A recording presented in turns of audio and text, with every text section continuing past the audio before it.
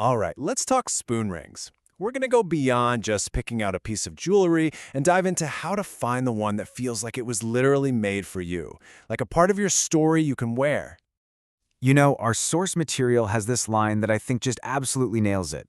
Choosing a spoon ring isn't just about what looks pretty, it's about what feels like you. It's a tiny reflection of who you are right there on your finger. And that is the big question, isn't it? But don't worry, we're here to break it all down so you can find your perfect match. No second guessing involved.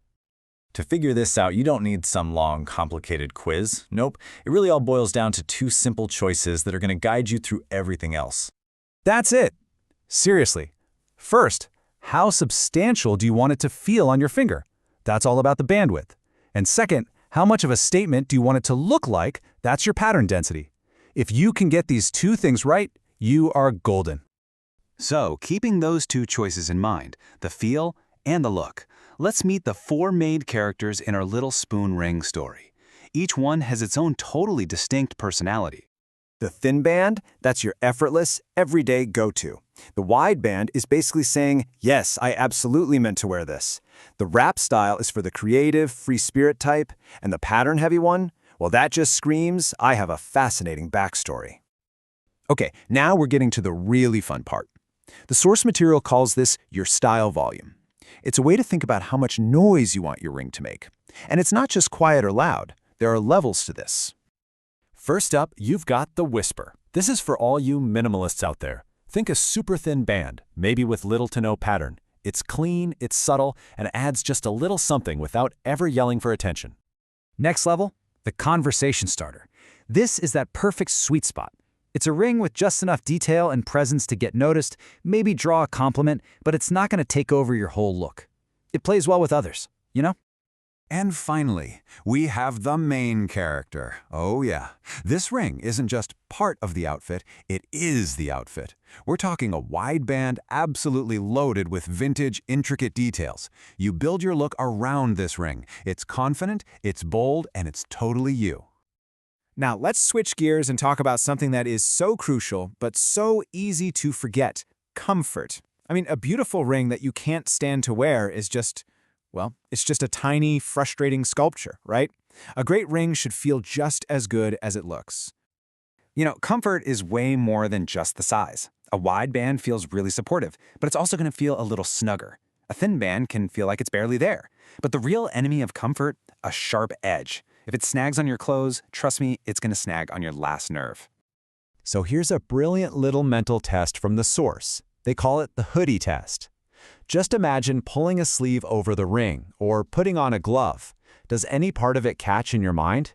If you even hesitate for a second, it might not be the right ring for everyday wear. Trust that gut feeling. All right, let's talk about sizing and, more importantly, how to avoid that awful moment. You know the one, the mid-knuckle panic, where you're trying to play it cool while your finger is slowly turning a lovely shade of purple. A couple of key tips can prevent this forever. Here are two simple truths you have to remember. First, a wider ring covers more of your finger, so it's always going to feel snugger than a thin ring of the exact same size. And second, and this is a big one, your knuckle and your finger are not the same size.